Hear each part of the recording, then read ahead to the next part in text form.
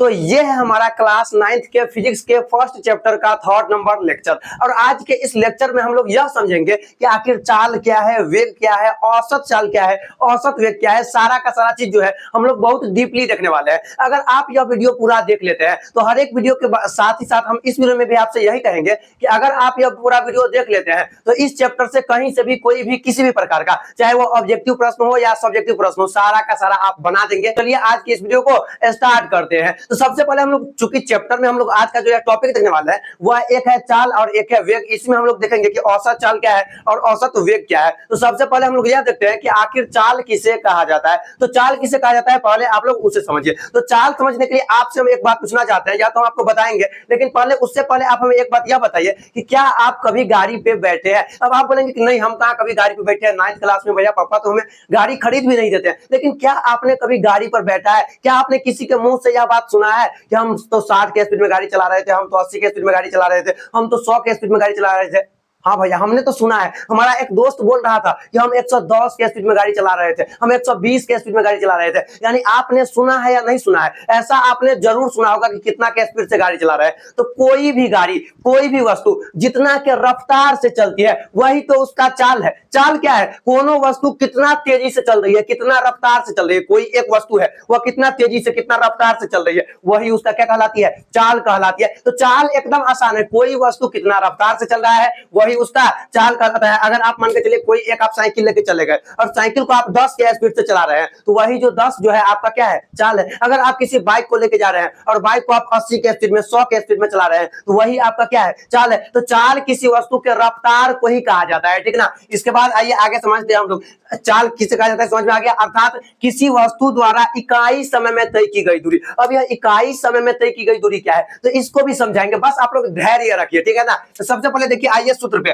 तो चाल बराबर देखिए क्या है? दूरी बट्टा समय। दूरी बट्टा समय। चाल बराबर सूत्र होता है दूरी बट्टा समय। अब देखिए आपको चाल का एसआई मात्रक निकालने के लिए बोल दिया जाएगा। हम आपको अभी आपको जो है चाल का सूत्र क्यों बताया है, इसका मतलब क्या, इससे भी कोई क्वेश्चन आता है तो आता है। और वो क्वेश्चन जो है आपको ऑब्जेक्टिव में भी आ जाता है और कभी कभी तो सब्जेक्टिव में भी आ जाता है। तो इसीलिए आपको सूत्र याद करना पड़ेगा। चाल बराबर होता है दूरी बट्टा समय। अब हमको जो है चाल का एसआई मात्रक निकालना है। हमको क्या करना है? चाल का एसआई मात्रक निकालना है खुद से कि चाल का एसआई मात्रक क्या होता है। तो देखिए चाल बराबर सूत्र, आप अपने से एसआई मात्रक निकालना सीखिए। अभी तो हम आपको रटा देंगे, लेकिन जब एग्जाम में क्वेश्चन आएगा और जब आपसे नहीं बनेगा तो इसलिए हम आपको समझा देते हैं कि चाल का एसआई मात्रक क्या होता है। तो देखिए चाल बराबर सूत्र होता है दूरी बट्टा समय। चाल बराबर सूत्र क्या होता है? दूरी बट्टा समय। अब दूरी बट्टा समय में देखिए हमको क्या करना है। तो ऊपर में क्या है? दूरी। और दूरी आपको पता होगा कि मीटर में रहता है। 5 मीटर, 10 मीटर, 15 मीटर का दूरी। तो दूरी जो होता है वह हमेशा किस में रहता है? मीटर में रहता है। तो दूरी के जगह पे हम क्या दे सकते हैं? मीटर दे सकते हैं या नहीं दे सकते हैं। और यह जो बट्टा का चिन्ह है इसके जगह हम ये वाला चिन्ह दे देते हैं,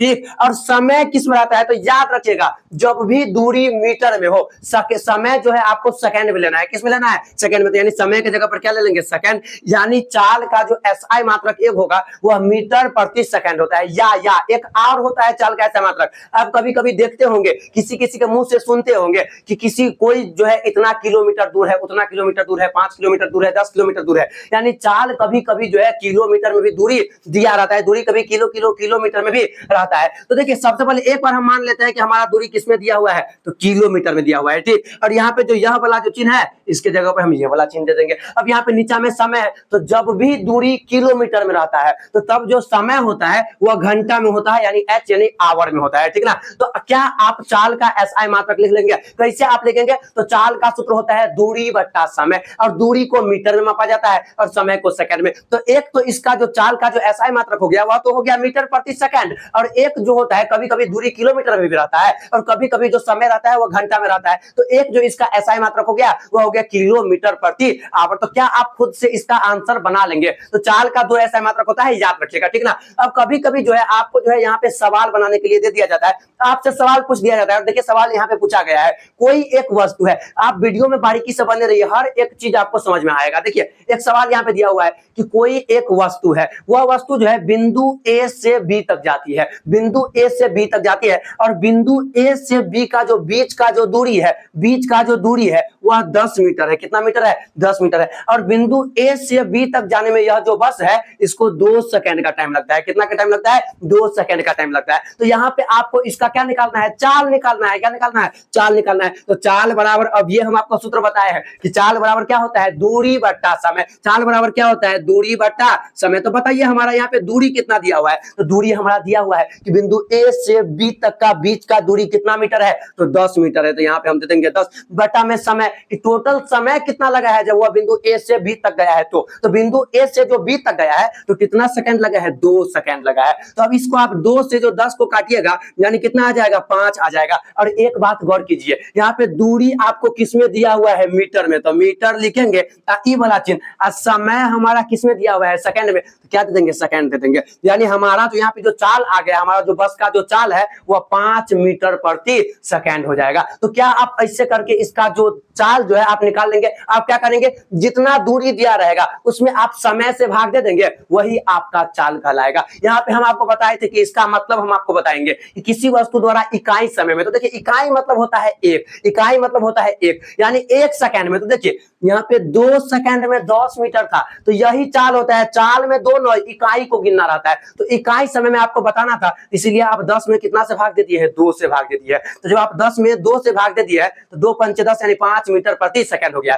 तो यहाँ पे आपका 2 सेकंड में 10 मीटर था, लेकिन चाल में 1 सेकंड के बारे में आपको बताना है। तो इसलिए आप 10 में कितना से भाग दे देंगे? तो 2 से भाग दे देंगे, आपका 1 निकल जाएगा। जैसे मान के चलिए यहाँ पे रहा था कि 5 सेकंड में 10 मीटर का दूरी तय करता है, तो आप 10 में किससे भाग देते? 5 से भाग देते। तो इकाई समय में जितना दूरी तय करता है वही तो उसका चाल कहलाता है। तो क्या आप चाल बता देंगे? इसके बाद आइए आगे क्या है, इसके बाद आगे आपको जो देखना है। अब आप हमें बताइए कि चाल आपको क्या लग रहा है? अदिश राशि होगा या सदिश राशि होगा? मतलब आपको क्या लग रहा है चाल कौन सा राशि हो सकता है? अदिश राशि या सदिश राशि? तो देखिए अभी हम जो आंसर लिखे हैं, देखिए अदिश राशि क्या होता है, सदिश राशि क्या होता है, यह हम आपको बता चुके हैं, ठीक ना। तो यहाँ पे देखिए अभी 5 मीटर प्रति सेकंड हमारा यहाँ पे आया हुआ है आंसर, चाल हमारा 5 मीटर प्रति सेकंड आया हुआ है। तो क्या आप हमें बताइए, क्या यह जो 5 जो है 5 मीटर प्रति सेकंड, इसमें आपको कहीं दूरी नजर आ रहा है कि पूर्व में है या पश्चिम में है या उत्तर में है या दक्षिण में है? तो आप बोलेंगे भैया कहाँ नजर आ रहा है? कहीं पे सीधा 5 मीटर प्रति सेकंड दिया हुआ है। यहाँ पे जो है दिशा का जो है कोई तो यहाँ पे मतलब ही नहीं है, यानी यहाँ पे दिशा नहीं दिया हुआ है, यानी यहाँ पे सिर्फ क्या दिया हुआ है? परिमाण दिया हुआ है। अब यहाँ पे परिमाण क्या होता है? तो परिमाण किसी भी भौतिक राशि का संख्या होता है। यहाँ पे संख्या कितना दिया हुआ है? 5 दिया हुआ है। अब देखिए 5 के साथ कोई भी दिशा लगा हुआ है? पूर्व पश्चिम उत्तर दक्षिण नहीं ना दिशा लगा हुआ है, यानी इसमें केवल परिमाण दिया हुआ है। और बताइए वैसा कौन सा भौतिक राशि है जिसमें केवल परिमाण होता है, दिशा नहीं होता है? तो अदिश राशि है। कौन सा राशि है? अदिश राशि है। इसलिए चाल भी एक प्रकार की कैसी राशि हो जाएगी? तो अदिश राशि हो जाएगी। क्यों अदिश राशि हो जाएगी? क्योंकि इसमें केवल परिमाण होता है, दिशा नहीं होता है, ठीक ना। इसलिए यह एक अदिश राशि हो जाएगी। आइए अब इससे आगे देखिए क्या है कि अधिकतर अवस्थाओं में, चलिए अब हम आपको जो है, अब आपको जो है चाल तो आपको समझ में आ गया कि कोई वस्तु कितना रफ्तार में है वही उसकी चाल कहलाती है। और चाल निकालना भी हम लोग सीख गए हैं, किसी वस्तु द्वारा इकाई समय में तय की गई दूरी। तो 2 सेकंड में 10 मीटर था, तो 1 सेकंड का निकालना था, इसलिए 10/1 कर दिए है, 10/2 कर दिया, ठीक ना। यहाँ पे बात समझ में आ गया। अब हमको पढ़ना है औसत चाल। हमको क्या पढ़ना है? औसत चाल। अब आप बोलेंगे भैया हम औसत चाल आखिर पढ़े क्यों? औसत चाल पढ़ना जरूरी क्यों है? तो आइए हम आपको जो है इसको एक एग्जांपल की मदद से समझाते हैं। तो यहाँ पे हम एक जो है लड़की का एग्जांपल लेते हैं, जो कि मान लीजिए यहाँ पे चिंकी। कौन है? चिंकी एक लड़की का मान लीजिए नाम है। अब चिंकी कहाँ पे जा रही है? तो अपने स्कूल जा रही है। कहाँ पे जा रही है? तो स्कूल पे जा रही है। तो जब चिंकी स्कूल पे जा रही है, वह अपनी टाइम देख रही है, उसको तो लेट हो गया है। तो जब वह पहला 1 सेकंड में वह 5 के स्पीड से गति करती है। कितने के स्पीड से?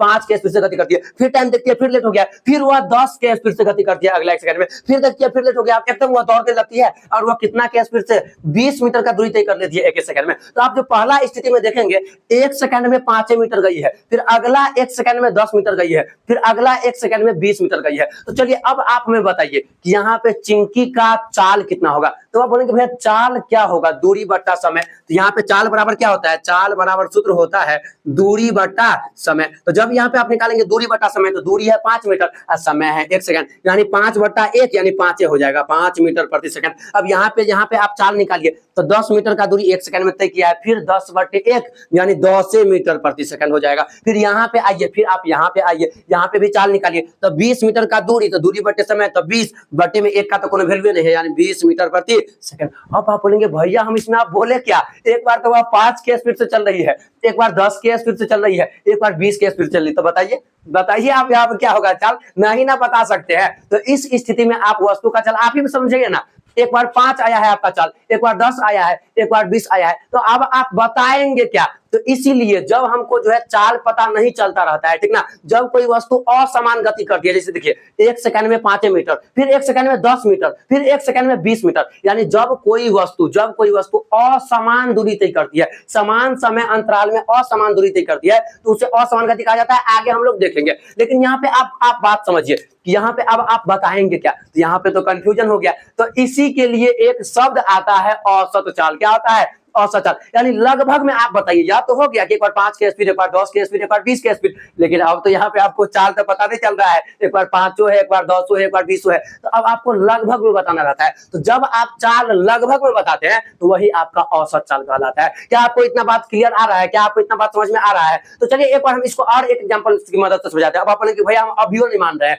तब मान के चलिए, जैसे हम आपको बोलेंगे कि कोई एक कार है, कोई एक गाड़ी है, वह 2 घंटा में 100 किलोमीटर का दूरी तय करती है। कितना घंटा में? 2 घंटा में 100 किलोमीटर का दूरी तय करती है। तो अब आप उसका चाल बताइए। हम आपको क्या बोल रहे हैं कि कोई एक कार है, बात को थोड़ा बारीकी से समझिए, 2 घंटा में 100 किलोमीटर का दूरी तय करती है। तो अब आप हमें इसका चाल बताइए। तो अब आप क्या बोलेंगे, आप तो बहुत तेज है, चाल बराबर कर देंगे दूरी बटा समय, यानी दूरी है 100, समय है 2, यानी 50 किलोमीटर प्रति आवर। अब भैया 50 किलोमीटर प्रति आवर हो जाएगा। और आपको पता है आप यहाँ पे गलत है। अब आप बोलेंगे वो कैसे गलत है, हमने तो कर दिया है 100 किलोमीटर का दूरी 2 घंटा में तय किया है, चाल बराबर दूरी बटा समय, यानी 100 बटा 2 यानी 50 किलोमीटर प्रति आवर। अब यहाँ पे हम फिर गलत कैसे हो गए? तो आप गलत इसलिए हो गए क्योंकि आप बात को थोड़ा गौर कीजिए। अब मान के चलिए कि 2 घंटा जो आप जो लगातार जो गाड़ी चलाएंगे, तो आपको लग रहा है कि आप हमेशा एक ही के स्पीड से गाड़ी चलाएंगे? ऐसा संभव है? नहीं ना संभव है। आपका हो सकता है कहीं पे ट्रैफिक आ जाए तो आप गाड़ी स्लो कर ले, कहीं पे हाईवे आ जाए तो आप गाड़ी को बहुत ज्यादा स्पीड कर दे, ऐसा भी तो हो सकता है। यानी आप जो है हमेशा जो है गाड़ी को जो है एक ही स्पीड में नहीं चला सकते, आपको कभी गाड़ी को स्लो करना होगा, कभी गाड़ी का रफ्तार बढ़ाना होगा, यानी आप हमेशा गाड़ी को जो है एक रफ्तार से नहीं चला पाते हैं। तो इसीलिए हमको औसत चाल पढ़ना पड़ता है कि लगभग हम कितना के स्पीड। तो बताइए यहाँ पे जो 50 किलोमीटर प्रति आवर आया है, यह इसका चाल है या औसत चाल है? तो यह इसका औसत चाल है। इसका क्या है? औसत चाल है। आप यहाँ पे इसका चाल नहीं बता सकते हैं। अगर आप चाल बताएंगे तो आप गलत हो जाएंगे। 2 घंटा तक यह हमेशा थोड़ी ना है कि एक ही के स्पीड से चलेगा, एरोप्लेन थोड़ी ना है कि हमेशा एक ही के स्पीड से चलेगा, कोनो ट्रैफिक नहीं आएगा। जो आप कार चलाएंगे तब तो ट्रैफिक आएगा ही आएगा ना, तो कभी गाड़ी स्पीड होगा, कभी गाड़ी स्लो होगा। तो बताइए इस स्थिति में जो हमारा 50 किलोमीटर प्रति आवर आया है, यह हमारा चाल है कि औसत चाल है? तो अब आप बोलेंगे कि भैया यह हमारा औसत चाल है। औसत चाल क्यों है? क्योंकि भैया हम 2 घंटा तक लगातार गाड़ी चलाए हैं, कभी हम स्लो किए होंगे और कभी हम स्पीडो किए होंगे, यानी हम एक स्पीड से कभी गाड़ी नहीं चलाए होंगे, इसीलिए हम लगभग जो है 50 के स्पीड से गाड़ी चलाए हैं, इसीलिए यह हमारा औसत चाल हो जाएगा। तो समझिए अब औसत चाल क्या होता है, औसत चाल क्या होता है। तो औसत, और हाँ एक बात आप हमेशा याद रखिएगा, जब छोटी दूरी, जब किसी वस्तु द्वारा छोटी दूरी तय की जाती है, छोटा समय अंतराल होता है, तब चाल से मापा जाता है। और जब बड़ा टाइम होता है, जब बड़ा टाइम अंतराल, जैसे जब हम बोलेंगे 1 सेकंड में, 1 मिनट में, तब इस स्थिति में वह आपका चाल होता है। लेकिन जब बोलेंगे 1 घंटा 2 घंटा, यानी जब टाइम बढ़ जाता है, जैसे यहाँ पे 2 घंटा था, तो जब टाइम बहुत ज्यादा हो जाता है तब उसको औसत चाल में मापा जाता है। और जब टाइम बहुत कम रहता है, जैसे 1 सेकंड 1 मिनट, जब टाइम बहुत कम रहता है तब उसको चाल में मापा जाता है। क्योंकि चाल टाइम बहुत कम है, मतलब हो सकता है कि थोड़ा देर में जो है एक ही स्पीड से गाड़ी चला हो, ऐसा हो सकता है, ठीक ना। तो इसीलिए अब आइए औसत चाल क्या होता है। तो औसत चाल तो हम तो बता ही दिए, औसत चाल बराबर सीधा होता है तय की गई कुल दूरी बटे तय करने में लगा समय। जैसे कोई वस्तु टोटल कितना दूरी तय की है और उस टोटल दूरी को तय करने में उसे टोटल कितना समय लगा है, अगर आप उससे भाग दे देंगे तो वही आपका औसत चाल निकल जाएगा। तो वही यहाँ पे आपका औसत चाल का सूत्र है कि तय की गई कुल दूरी बटे तय करने में लगा हुआ कुल समय। अब आइए इस पे हम लोग जो है यहाँ पे आपको सवाल बना के दिखाते हैं कि सवाल अब आप कैसे बना सकते हैं। जैसे यहाँ पे देखिए आपको एक सवाल दिया गया है कि एक वस्तु 16 मीटर का दूरी 4 सेकंड में तय करती है और वापस से 16 मीटर का दूरी 2 सेकंड में तय करती है। तो बताइए इस स्थिति में इसका औसत चाल क्या होगा। अब हम आपको बोल देते इस स्थिति में इसका चाल निकालने के लिए, तब तो आप तो एकदम से माने कि शौके हो जाते कि कैसे निकलेगा कैसे निकलेगा, इसीलिए औसत चाल पढ़ना पड़ता है, ठीक ना। औसत चाल बराबर होता है कुल दूरी बटा कुल समय। तो बताइए इसमें कुल दूरी कितना है, चलिए हम इसी सूत्र पे बिठा देते हैं, इसमें कुल दूरी कितना है। तो अब आप बोलेंगे भैया 16 किलोमीटर का दूरी तय किया है 4 सेकंड में, और 16 किलोमीटर फिर पुनः आया है 2 सेकंड में, यानी एक बार 16 मीटर गया है और एक बार 16 मीटर आया है, यानी टोटल दूरी कितना तय किया है, तो 16 16 32 मीटर। कितना मीटर, 32 मीटर। तो हम यहाँ पे लिख देंगे 16 मीटर गया है और फिर 16 मीटर आया है। बट्टे में है कि तय करने में लगा कुल समय, तो जाने वक्त लगा था 4 सेकंड। देखिए ना यहाँ पे, देखिए जाने वक्त लगा था 4 सेकंड और आने वक्त लगा था 2 सेकंड, यानी टोटल यहाँ पे समय आपका कितना हो गया, 4 सेकंड और 2 सेकंड। यानी अब आप इस दोनों को ऐड कर दीजिए, तो 16 16 हो जाएगा आपका 32 और 4 2 कितना हो जाएगा, 6 हो जाएगा। जब आप 6 से 32 को काटेंगे तो यह आपका आ जाएगा 3.33333 मीटर प्रति सेकंड, ऐसे कुछ करके आ जाएगा। तो बताइए इस स्थिति में अब जो वह वस्तु था उसका औसत चाल कितना था, तो 3.33 मीटर प्रति सेकंड था। ठीक ना। तो क्या अब आपको चाल और औसत चाल दोनों समझ में आ गया है? क्या अब आप दोनों क्वेश्चन का आंसर बता देंगे? तो बताइए, यह जो हमारा चिंकी थी यह 5 मीटर गई है 1 सेकंड में, अगला 10 मीटर फिर 21 सेकंड में गई है, फिर अगला 20 मीटर 21 सेकंड में गई है, तो इसका औसत चाल क्या होगा? क्या आप इस क्वेश्चन का आंसर बना के वीडियो के नीचे कमेंट कर सकते हैं? तो चलिए आप लोग कमेंट करके बताइएगा। वैसे हम आपको जो है यहाँ पे थोड़ा हिंट दे देते हैं। जितना दूरी दिया गया है, देखिए जैसे 5 मीटर 10 मीटर 20 मीटर, जितना दूरी दिया गया है सबको जोड़ लीजिए और टोटल में कितना सेकंड लगा है, 1 सेकंड यहाँ पे, 1 सेकंड यहाँ पे, 1 सेकंड यहाँ पे, यानी 1 2 3 सेकंड लगा है। तो पूरा दूरी को जोड़ लेना है और पूरा समय को जोड़ लेना है और दूरी में समय से भाग दे देना है, वही आपका औसत चाल हो जाएगा। तो क्या आपको चाल और औसत चाल समझ में आ गया? तो चाल और औसत चाल आपको समझ में आ गया। चाल बताइए, चाल के बारे में बताइए, चाल क्या होता है? तो कोई वस्तु कितना रफ्तार से चल रही है वही उसकी चाल कहलाती है। अगर कोनो वस्तु 10 के स्पीड से चल रही है तो 10 उसका चाल है, अगर कोनो वस्तु 120 के स्पीड से चल रही है तो 120 उसका चाल है। और चाल एक प्रकार का कैसा राशि है? तो चाल एक प्रकार का अदिश राशि है। अदिश राशि क्यों है? क्योंकि उसमें केवल परिमाण होती है, दिशा नहीं होती है। ठीक ना। क्या आपको इतना बात क्लियर है? और चाल बराबर सूत्र क्या होता है, दूरी बटा समय। इसीलिए इसका एसआई मात्रक दूरी रहता है मीटर में और समय रहता है सेकंड में, इसीलिए इसका एसआई मात्रक मीटर प्रति सेकंड, या कभी कभी जो है दूरी रहता है किलोमीटर में और समय रहता है घंटा में, इसीलिए किलोमीटर प्रति घंटा भी इसका एसआई मात्रक होता है। उम्मीद है कि अब आपको इतना बात समझ में आ गया होगा। तो अब हम लोग जो है वेग को समझेंगे कि आखिर वेग क्या है। तो हम लोग चाल देख चुके हैं, अब हम लोग देखेंगे कि वेग किसे कहा जाता है। देखिए आप बारीकी से बात को समझिए, जब आप बारीकी से बात को समझेंगे, विजुअलाइज करके बातों को समझेंगे, तब आपको समझ में आएगा। देखिए वेग क्या होता है, तो देखिए आपको हम पहली जाहिर सी बात एक बता दें कि चाल और वेग दोनों, जो चाल और वेग जो है दोनों एक ही बात है, इस दोनों में एक ही चीज का डिफरेंस है। अब वह एक चीज क्या है, मान लीजिए कि एक यहाँ पे मान लीजिए कि एक वस्तु है, नमस्ते नमस्ते नहीं, एक वस्तु है, मान लीजिए एक वस्तु है, जैसे हम बोलेंगे कि यह वस्तु जो है 10 मीटर प्रति सेकंड के रफ्तार से चल रही है, तब आपको पता चलेगा कि यह जो वस्तु है यह किधर जा रहा है, पूर्व साइड जा रहा है या पश्चिम साइड जा रहा है या उत्तर साइड जा रहा है या दक्षिण साइड जा रहा है। क्या आपको पता चलेगा? नहीं ना पता चलेगा। लेकिन जब हम बोल दे कि यह जो वस्तु है 10 मीटर प्रति सेकंड से दाएं ओर जा रही है, तब इधर चली जाएगी। जब हम बोल दे कि यह वस्तु जो है 10 मीटर प्रति सेकंड से बाईं ओर जा रही है, तब इधर चली जाएगी। यानी क्या होता है वेग? तो वेग क्या होता है, देखिए चाल में जो है केवल आपको दिया रहता है कि 10 मीटर प्रति सेकंड, वहां पे दिशा नहीं दिया रहता है। वेग में एक चीज जुट जाता है। देखिए चाल और वेग दोनों एक ही बात है, बस चाल में दिशा नहीं दिया रहता है कि इतना के रफ्तार से किधर जा रहा है, लेकिन यहाँ पे वेग में दिशा दिया रहता है कि 20 के रफ्तार से पूर्व की ओर जा रही है, 40 के रफ्तार से पश्चिम की ओर जा रही है। तो जब चाल में, जैसे देखिए 20 मीटर प्रति सेकंड यह जो चाल था ना, यह जो चाल था यह तो चाल हुआ, लेकिन जब इसके साथ दिशा जोड़ देगा कि 20 मीटर प्रति सेकंड से पूर्व की ओर जा रही है, 20 मीटर प्रति सेकंड के रफ्तार से पश्चिम की ओर जा रही है, तो जब इस चाल के साथ दिशा जोड़ देता है तब उसी को कहा जाता है वेग, उसी को कहा जाता है वेग। तो देखिए वेग क्या है कि वह राशि जो वस्तु के चाल के साथ साथ दिशा को भी बताती है। यानी देखिए चाल तो बताइए रहा है कि 20 मीटर प्रति सेकंड से है, साथ ही साथ दिशा को भी बता रहा है कि किस ओर, पूर्व की ओर। यानी वस्तु जो है 20 मीटर प्रति सेकंड की रफ्तार से किस ओर जा रही है, तो पूर्व की ओर जा रही है, वही उसे भी कहा जाता है। अर्थात विस्थापन में परिवर्तन की दर को वेग कहते हैं। इसको हम अभी निकालेंगे, सूत्र निकालेंगे। पहले आप इधर समझिए, जैसे देखिए 60 किलोमीटर पूर्व की ओर, देखिए यहाँ पे दिशा दिया हुआ है कि नहीं, तो जब केवल 60 किलोमीटर रहता, 60 किलोमीटर रहता, 60 किलोमीटर प्रति आवर होगा, यहाँ पे आप ऐड कर दीजिएगा, ठीक। जब 60 किलोमीटर प्रति आवर सिर्फ रहता तब तो वह चाल होता, लेकिन 60 किलोमीटर प्रति आवर के साथ साथ यहाँ पे दिशा भी जोड़ दिया है कि पूर्व की ओर, तो इसलिए अब जो यह मान है यह क्या हो जाएगा, तो वेग हो जाएगा। तो जब चाल के साथ दिशा आ जाता है तो वही वेग होता है। जैसे देखिए कि 15 किलोमीटर प्रति आवर की रफ्तार से उत्तर की ओर, यानी गाड़ी जो है 15 किलोमीटर प्रति रफ्तार से किस ओर जा रही है, किस दिशा में, तो उत्तर की दिशा में। यानी इसमें देखिए यहाँ पे परिमाणों दिया हुआ है और दिशा भी दिया हुआ है। यह तो आपका चाल था, चाल के साथ साथ दिशा ऐड कर दिया है। जब चाल के साथ साथ दिशा को भी रख देता है तो उसे ही कहा जाता है वेग। जैसे देखिए यहाँ पे आपका क्या है कि प्लस 10 किलोमीटर, इससे कहने का मतलब यह हुआ कि वस्तु दाईं ओर जा रही है, दिशा यह भी हुआ जैसे है -10 किलोमीटर, यानी वस्तु बाईं ओर जा रही है। तो जब जब जब चाल के साथ चाल के साथ चाल के साथ चाल के साथ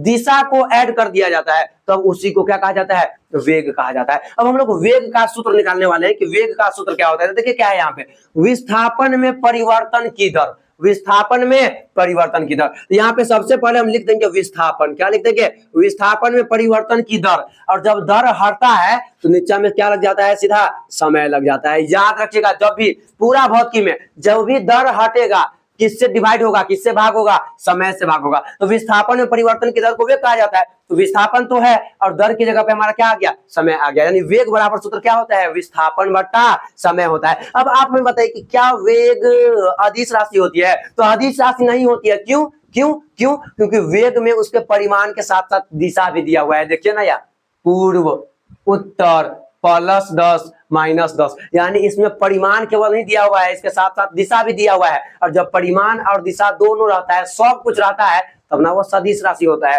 तो वही यहाँ पे देखिए आगे क्या होगा, क्योंकि वेग में परिमाणों होता है और दिशो होता है, परिमाणों होता है, दिशो होता है, इसीलिए वेग एक कैसी राशि है, तो सदिश राशि है। ठीक, याद रखिएगा, वेग एक सदिश राशि है क्योंकि इसमें परिमाण और दिशा दोनों होती है। उम्मीद है कि आप कॉन्सेप्ट को समझ रहे होंगे, ठीक ना। अब आप हमेशा एक बात याद रखिएगा, चूंकि वेग जो है परिमाण और दिशा दोनों पर निर्भर करती है, इसलिए जब या तो परिमाण बदले या तो दिशा बदले, परिमाण और दिशा में से कुछ भी बदलेगा मतलब वेग बदलेगा। याद रखिएगा इस बात को, ठीक ना। अभी बता दिया। आगे देखिए क्या है, किसी वस्तु का वेग धनात्मक, ऋणात्मक और शून्य तीनों हो सकता है। क्यों हो सकता है तीनों? क्यों हो सकता है तीनों? क्योंकि देखिए यहाँ पे वेग के परिभाषा में क्या है, विस्थापन। जैसा कि आप पिछला क्लास में पढ़े हैं, विस्थापन धनात्मक, ऋणात्मक और शून्य तीनों हो सकता है, इसीलिए वेग भी धनात्मक, ऋणात्मक और शून्य तीनों हो सकता है। क्यों? क्योंकि वेग के सूत्र में विस्थापन आता है और जब विस्थापन में जो गुण पाया जाएगा वेगों में वह गुण पाया जाएगा। बात समझ रहे हैं ना। तो इसीलिए चूंकि विस्थापन धनात्मक, ऋणात्मक और शून्य तीनों होता है और वेग के परिभाषा में चूंकि विस्थापन है, इसलिए वेगो धनात्मक, ऋणात्मक और शून्य तीनों होगा। क्या आपको इतना बात समझ में आ रहा है? इसके बाद आइए इसका SI मात्रक, यानी यह जो वेग है, वेग का SI मात्रक क्या होता है। तो वेग का जो ऐसा आपको हम पहले ही बताए थे कि चाल और वेग दोनों एक ही बात है। केवल चाल में जो है किलोमीटर दिया रहता है और वेग में जो है किलोमीटर के साथ साथ कोई दिशा भी ऐड कर देता है, जैसे उत्तर, पूर्व, पश्चिम, दक्षिण, ऐसे कर करके, ठीक ना। यही है। तो चाल और वेग एक ही बात है, दोनों रफ्तारे को बता रहा है, लेकिन चाल दिशा को नहीं बताता है रफ्तार में कि वही वस्तु चल रही है वह किधर जा रही है, लेकिन वेग जो है वह दिशा को बताता है कि 40 किलोमीटर की रफ्तार से उत्तर की ओर जा रही है। तो जब जो है चाल में जो हम दिशा जोड़ देते हैं तो इससे हमारा वेग प्राप्त हो जाता है, ठीक ना। तो इसीलिए इसका ऐसा मात्रक चाल ही के समान मीटर प्रति सेकंड या किलोमीटर प्रति आवर होता है। नेक्स्ट आगे देखिए क्या है कि क्या अब आपको हम एक चीज बताए थे कि वेग दो चीजों पे डिपेंड करता है, एक है परिमाण, एक है दिशा। दोनों में से कुछ बदलेगा मतलब वेग बदलेगा। तो देखिए क्या है कि क्या 10 किलोमीटर पूर्व और 10 किलोमीटर उत्तर दोनों स्थितियों में वस्तु का वेग समान होगा? तो समान नहीं होगा, समान नहीं होगा। क्यों नहीं होगा समान? क्योंकि देखिए परिमाण तो दोनों जगह 10-10 है, इसमें तो हम खुश हो गए, लेकिन यहाँ पे दिशा है पूर्व की ओर, यहाँ पे दिशा है उत्तर की ओर। हम आपको बताए थे या तो परिमाण चेंज हो या तो दिशा चेंज हो, दोनों में से कुछ चेंज होगा मतलब वेग चेंज होगा। तो बताइए इस स्थिति में जो है वस्तु का वेग समान रहेगा या समान नहीं रहेगा? तो समान नहीं रहेगा। क्यों नहीं रहेगा समान? क्योंकि इसमें दिशा बदल रही है, तो आप वहां पे लिख सकते हैं, ठीक ना। इसके बाद देखिए क्या है कि 10 इसमें तो आप बोल रहे हैं दिशा बदल दी है, दिशा बदल रहा है इसीलिए वेग बदल रहा है। तो चलिए दिशा एक रंग कर दिए, ये दे दिए 20 मीटर पूर्व की ओर, ये भी दे दिए हम पूर्व की ओर, ठीक ना। तो देखिए 10 किलोमीटर पूर्व और 10 किलोमीटर 20 किलोमीटर पूर्व दोनों इस स्थितियों में वस्तु का वेग समान होगा, दोनों स्थितियों में वस्तु का वेग समान होगा। तो आप बोलेंगे भैया इहो पूर्वे है, इहो पूर्व है, दोनों तो दिशा सेम है, माने दिशा सेम है तब तो वेगो समान होगा। लेकिन यहाँ पे आप एक चीज गौर किए हैं, यहाँ पे परिमाण है 10 और यहाँ पे परिमाण है 20, दोनों में से कुछ भी बदलता है तो वहां पे याद रखिएगा उसका वेग भी बदल जाता है। तो इसीलिए इसका भी वेग समान नहीं होगा। क्यों नहीं होगा समान? क्योंकि इसमें जो चाल है वह बदल रही है, एक बार 10 किलोमीटर का चाल से चल रही थी और एक बार 20 किलोमीटर के चाल से चल रही है, इसलिए इसका वेग समान नहीं होगा, याद रखिएगा। नेक्स्ट देखिए आपका क्या है, औसत वेग। नेक्स्ट क्या है, औसत वेग। तो औसत वेग बराबर सूत्र होता है u plus v upon T, यानी u प्लस v बटे टी, और u बराबर होता है प्रारंभिक वेग और v बराबर होता है अंतिम वेग। नहीं समझ में आया, इस पे हम आपको एक क्वेश्चन बना के दिखा देते हैं। जैसे एक गाड़ी मान के चलिए है हमारा, वह गाड़ी जो है 20 किलोमीटर प्रति आवर की रफ्तार से एकदम सरल रेखा में जा रही है, एकदम सरल रेखा में जा रही है, और वह जा रही है और वह स्पीड बढ़ा दी है और अब 120 किलोमीटर प्रति आवर के रफ्तार से चल रही है। तो इस स्थिति में इसका औसत वेग बताइए। तो औसत वेग क्या होता है, u प्लस v, यानी शुरुआत में कितना का स्पीड था, तो 20 का स्पीड था, ठीक। v अंत में कितना का स्पीड हो गया है, तो 120 का स्पीड हो गया है। बट्टे में किससे भाग देना है, 2 से भाग देना है। अब आप इसको जोड़ लीजिएगा, 140 बटे 2 यानी हो जाएगा 70 किलोमीटर प्रति आवर। तो बताइए इसका औसत वेग कितना हुआ, 70 किलोमीटर प्रति आवर हो गया। तो ऐसे करके आप औसत वेग भी निकाल लेंगे। अब चलिए हम जो है कुछ सवाल को सॉल्व करते हैं। जैसे देखिए हमारा एक सवाल दिया हुआ है, एक वस्तु है जो कि पहले 5 मीटर 1 सेकंड में जाती है, फिर अगला 10 मीटर 1 सेकंड में जाती है, फिर अगला 20 मीटर 1 सेकंड में जाती है। हमें इसका औसत चाल बताना है। तो औसत चाल बराबर होता है, औसत चाल बराबर होता है कुल दूरी बट्टा कुल समय। तो कुल दूरी कितना, तो एक बार 5 मीटर, एक बार 10 मीटर, एक बार 20 मीटर। बट्टा में कुल समय कितना था, 1 सेकंड यहाँ, 1 सेकंड यहाँ, 1 सेकंड यहाँ, यानी कई सेकंड, 3 सेकंड, यानी हो जाएगा 35 बट्टा 3 हो जाएगा औसत चल यहाँ पे। इसके बाद औसत वेग पूछ रहा है, औसत वेग पूछ रहा है। आइए इस परिभाषा में देखिए क्या है कि किसी वस्तु द्वारा तय किए गए विस्थापन,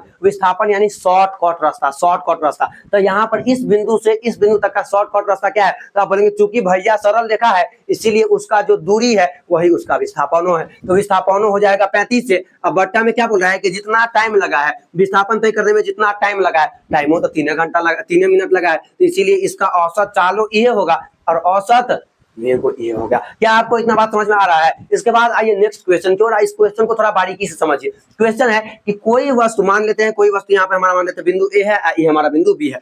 कोई वस्तु जो है बिंदु ए से बी पर जाती है और इसके बीच का दूरी कितना मीटर है, 4 मीटर है। कोई वस्तु बिंदु ए से बी पर जाती है और फिर बिंदु ए बी से ए पर आ जाती है, तो इस स्थिति में उसका औसत चाल क्या होगा। तो औसत चाल बराबर सूत्र होता है कुल दूरी बटा कुल समय। क्या होता है, कुल दूरी बटा कुल समय, कुल समय। तो देखिए यहाँ पे कुल दूरी कितना है, तो 4 मीटर गया है और 4 मीटर आया है, यानी 4 4 कितना मीटर, जोड़ लीजिए, 4 4 8 हो जाएगा। बटे में कुल समय, तो जाने वक्त में 2 समय और आने वक्त में आपका लग गया है 6 सेकंड, तो 2 + 6 यानी 8 बटे 8 यानी 1 मीटर प्रति सेकंड हो जाएगा। इसके बाद औसत पूछ रहा है, औसत वेग पूछ रहा है। तो औसत वेग वही होता है कुल विस्थापन बटे कुल समय होता है। तो कुल विस्थापन शॉर्टकट रास्ता कितना है। अब आप यहाँ पे दिमाग लगाइए, देख रहे हैं आप कि वस्तु ए से गई है, ए पे आ गई है। तो बताइए जब कोई वस्तु वहीं से चलना शुरू करती है और वापस घूम के वहीं पे आ जाती है, तो उस स्थिति में उसका विस्थापन क्या होता है, 0 होता है। और टोटल समय कितना लगा है, तो जाने वक्त में 6 और जाने वक्त में 2 सेकंड और आने वक्त में 6 सेकंड। याद रखेगा औसत वेग में आप कभी कभी क्या गलती करते हैं,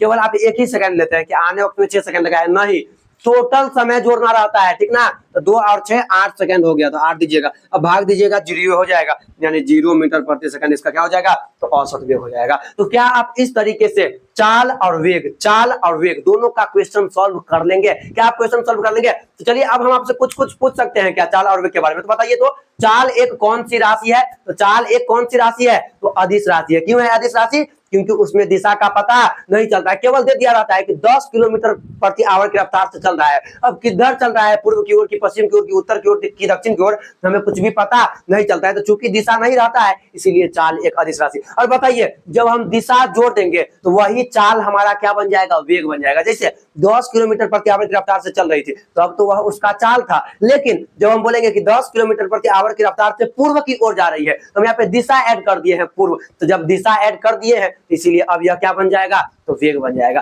तो क्या अब आपको इतना बात क्लियर है, क्या आप इतना सवाल सॉल्व कर लेंगे। बताइए हमेशा जो चाल होता है वह धनात्मक होता है, लेकिन जो वेग होता है वह धनात्मक भी हो सकता है, ऋणात्मक भी हो सकता है और शून्य भी हो सकता है। क्यों हो सकता है, क्योंकि इसमें एक चीज आ रहा है, क्या, विस्थापन, ये तीनों होता है, इसीलिए यह जो है यह भी तीनों होगा, धनात्मक, ऋणात्मक और शून्य होगा। तो क्या आप इतना जवाब दे दीजिएगा। अगर आपसे चाल और वेग में अंतर पूछे तो क्या आप जवाब दे दीजिएगा, आसानी से दे दीजिएगा कि चाल क्या हो जाएगा, किसी वस्तु द्वारा इकाई समय में तय की गई दूरी को चाल कहते हैं, और जब हम चाल के साथ दिशा लगा देते हैं तो वही हमारा वेग हो जाता है। चाल एक अदिश राशि है और वेग एक सदिश राशि है। ऐसे कर करके जो है आप उसका आंसर दे सकते हैं कि चाल हमेशा धनात्मक होती है, वेग धनात्मक, ऋणात्मक और शून्य तीनों हो सकती है। तो ऐसे करके मतलब आप जो है उसका आंसर दे सकते हैं। उम्मीद है आपको यह वीडियो अच्छा लगा होगा। अगर वीडियो अच्छा लगा है तो वीडियो को लाइक करके अपने किसी एक दोस्तों में इस वीडियो को शेयर कीजिए। जब तक अपना ध्यान रखिए, ख्याल रखिए और कमेंट करिए कि अगला पार्ट हम जो है इस वीडियो का कब अपलोड कर दें।